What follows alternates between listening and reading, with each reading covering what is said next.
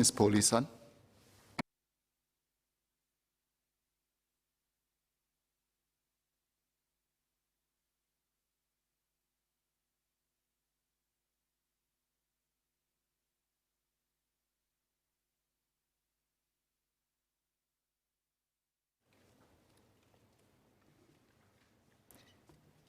Mr. Speaker, I support the motion to accelerate and deepen efforts against climate change as proposed by member and fellow GPC colleague Mr. Louis Ng. Singapore is one of the 195 signatories to the Paris Agreement on climate change. For the first time, all nations will combat climate change as a common cause. Unfortunately, even with such a landmark agreement in place, global efforts to slow down the rate of global warming are still uneven and inadequate. Climate change will cause droughts, global warming, resulting in the reduction of cold days, increase in heat waves, and glacier meltdown. These impacts will inevitably affect the social and economic structures across the globe. Be that as it may, people aren't motivated to address climate change consciously. Climate change involves circumstances that make it hard for people to be persuaded, as there are short-term benefits to both individuals and corporations. Adjustments are the hardest trade-off for people to make. It is not difficult to tell someone that climate change is affecting the world, but it's expectedly difficult to make changes when it affects an individual's habitual lifestyle. Climate change requires social transformation. It requires a mindset change and everyone taking ownership. It requires every individual's participation. And going green is a collective responsibility.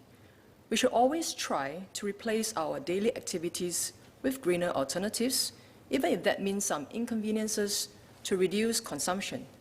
It's about every individual taking concrete steps towards the 3 Rs: reduce, reuse, and recycle.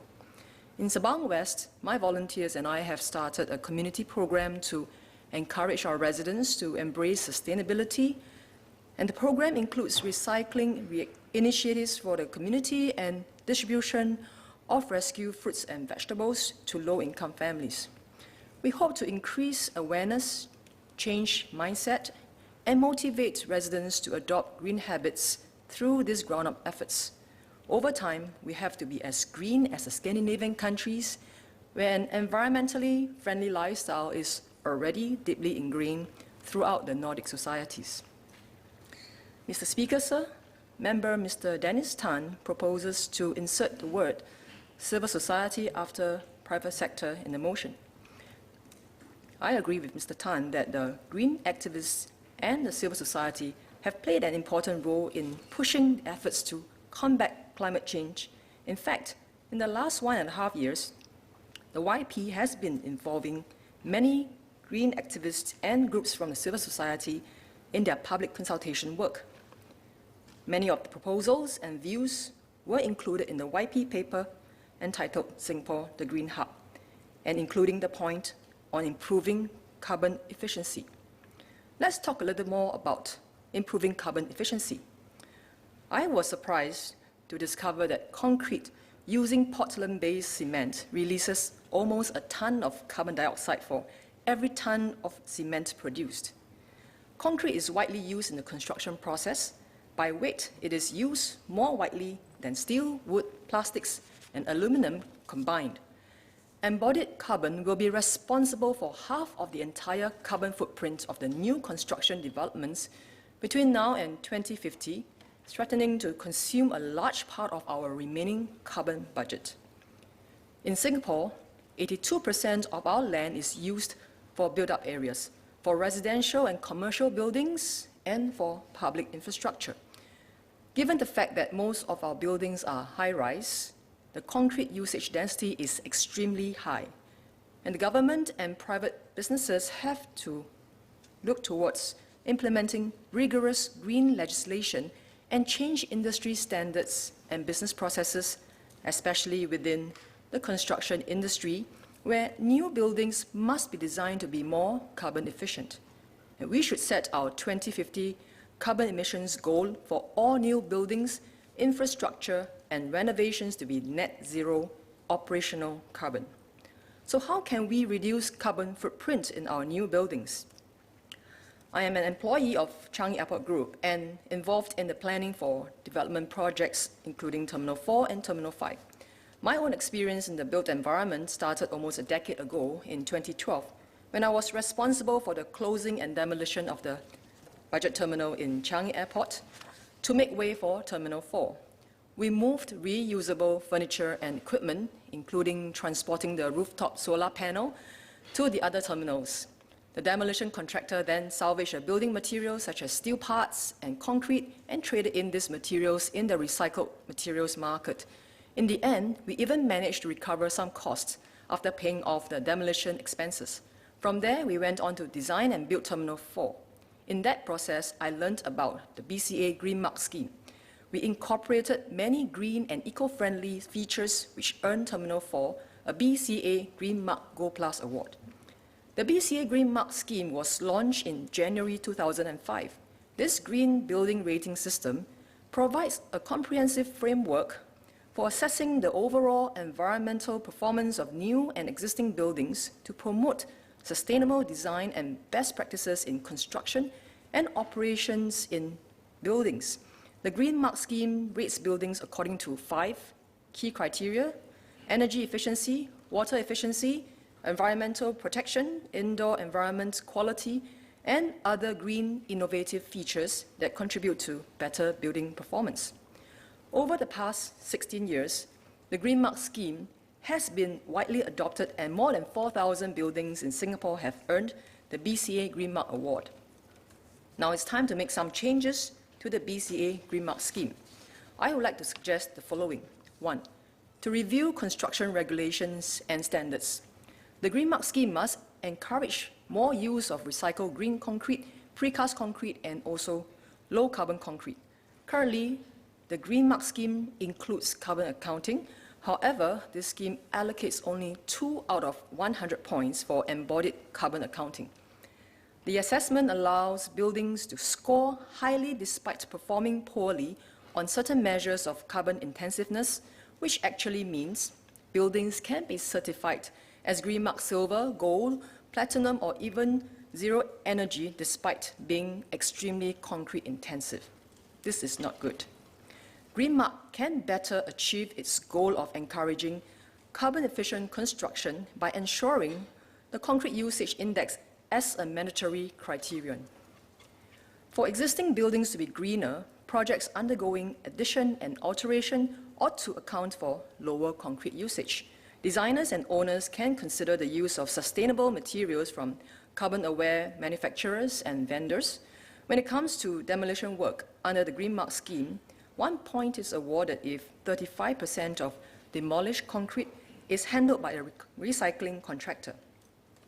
This proportion should be raised to encourage more recycling, and recycled concrete can also be brought back to the construction site for non-structural use. 2. Adopt environmentally friendly design approaches, materials, and technologies. We should allocate a higher score for the adoption of environmentally friendly designs. With creative designs, technological innovations, and advancements in material engineering, such green buildings will be more common in the future. A prominent example would be the NUS School of Design and Engineering Block 4, or commonly known as SDE4, that was designed by NUS Design and Environment in partnership with external consultants, developers, and builders. It is the first building in Southeast Asia to be awarded the Zero Energy certification by the International Living Future Institute, which is one of the world's most prestigious sustainability organizations. 2 key features of SDE4 are a large overhanging roof, which houses more than 1,200 photovoltaic panels to harness solar energy to meet the energy demands of the building, and also an innovative hybrid cooling system to effectively manage the building's energy consumption by supplying 100% fresh pre-cooled air, albeit at higher temperatures and humidity levels than in a conventional system.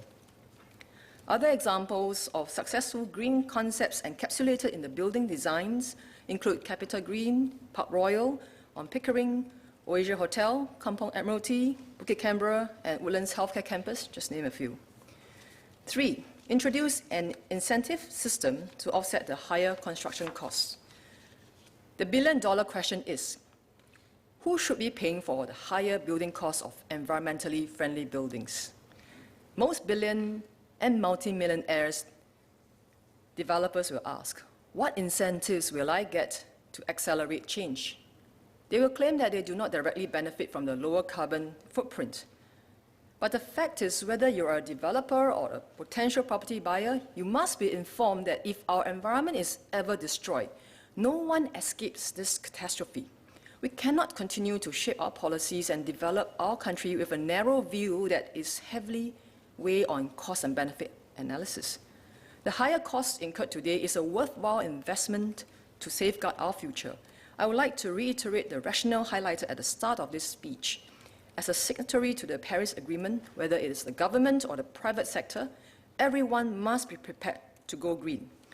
I agree that the government will have to take the lead by reviewing the current incentive and tax system in the building industry in order to encourage the private sector to play its part. An example of an incentive could be creating a circular financing scheme by way of grants awarded to developers from a central pool of carbon taxes collected from within the building industry. This collection could offset the higher costs for green buildings. And on the supply side, if the demand for eco-friendly building materials, furniture, and engineering systems increase, the unit cost will drop over time. And with this new equilibrium, the market will then be able to support itself with higher demand and lower costs. And we can then discontinue the carbon efficiency grant over time. Now, these are my suggestions. They are non-exhaustive, and I hope the key industry stakeholders such as Singapore Green Building Council, architecture firms, and construction firms will continue to work together to refine the Green Mark scheme and make it compulsory for all new developments. The Green Mark scheme can be our identity to embrace sustainability. I hope BCA and the Singapore Green Building Council, who are co-leading the creation of the next Singapore Green Building Master Plan, would consider the proposals I mentioned.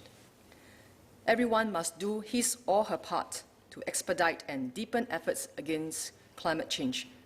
We must all embrace sustainability. The future will always be uncertain, but we must face the uncertainty of the future head-on by not being selfish and by making a change in our attitudes today. So, Mr. Speaker, sir, once again, I support the motion. Thank you. Order. I propose to take a break now and suspend the sitting, and we'll take the chair at 4:45 p.m. Order. Order.